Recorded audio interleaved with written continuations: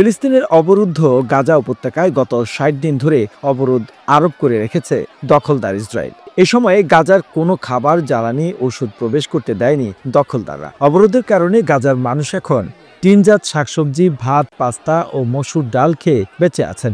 সেখানে এখন মাংস, দুধ, পনির অথবা ফল পাওয়া যায় না। রুটি আর ডিমও দুষ্প্রাপ্য হয়ে উঠেছে। বাজারে যেসব সবজি ও পণ্য পাওয়া যায় সেগুলোর দামও আকাশ ছোঁয়া। এতে অনেক মানুষ খাবার কিনে খাওয়ার সামর্থ্য হারিয়ে ফেলেছেন। ফিলিস্তিনি পরিবারগুলো জানিয়েছে তারা তাদের শিশুদের মুখেও এখন খাবার তুলে দিতে হিমশিম খাচ্ছে। احنا في مجاعة اكثر من مجاعة هذه اكثر من مجاعة والحمد لله صابرين. الحمد لله صابرين على الاشي هذا. صغيرة عشان اقدر اشيلها وانا مروحة المكان طلع بعيد بعيد بعيد ايش بيروحني ومش عندي خبز. اذا في خبز نشكر الله بس الحمد لله اللي وصلت. বার্তা সংস্থা এএফপি এক নারী বলেন, ফিলিস্তিনিদের কাছে শুক্রবার একটি পবিত্র দিন। এদিন পরিবারের মাংস, ভালো শাকসবজি এবং অন্যান্য খাবার খায়। কিন্তু এখন আমরা শুক্রবারের মটর দানা আর ভাত খাচ্ছি।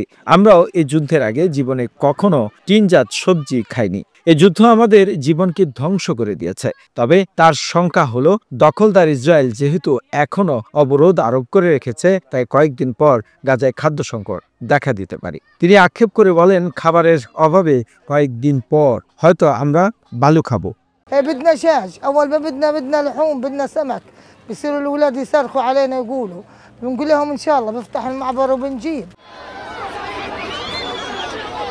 গাজায় হামলার পাশাপাশি গত ২ মার্চ থেকে উপত্যকাটিতে ত্রাণ ঢুকতে দিচ্ছে না ইসরায়েলি বাহিনী। এতে উপত্যকাটিতে খাবার, পানি, জ্বালানি ও চিকিৎসা সরঞ্জামের তীব্র সংকট দেখা দিয়েছে। জাতিসংঘের বিশ্ব খাদ্য কর্মসূচি WFP জানিয়েছে, গাজায় তাদের কাছে থাকা ত্রাণ সহায়তা কমে এসেছে। আগামী কয়েকদিনের মধ্যে এই রান্নাঘরগুলোর খাবারের পুরোপুরি শেষ হয়ে যাবে।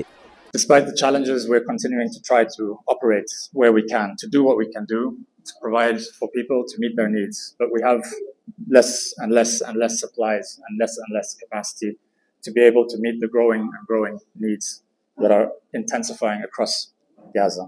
এদিকে ফিলিস্তিনে গাজায় ৫ বছরের জন্য যুদ্ধবিরতির একটি চুক্তি করতে রাজি হয়েছে হামাস। এই চুক্তি অনুযায়ী যুদ্ধ বন্ধের পাশাপাশি হামাসের হাতে বন্দী বাকি সব জিম্মিকে মুক্তি দেওয়া হবে। মধ্যস্থকারী দেশ মিশরের সঙ্গে আলোচনার পর এমন তথ্য জানিয়েছে হামাসের এক কর্মকর্তা।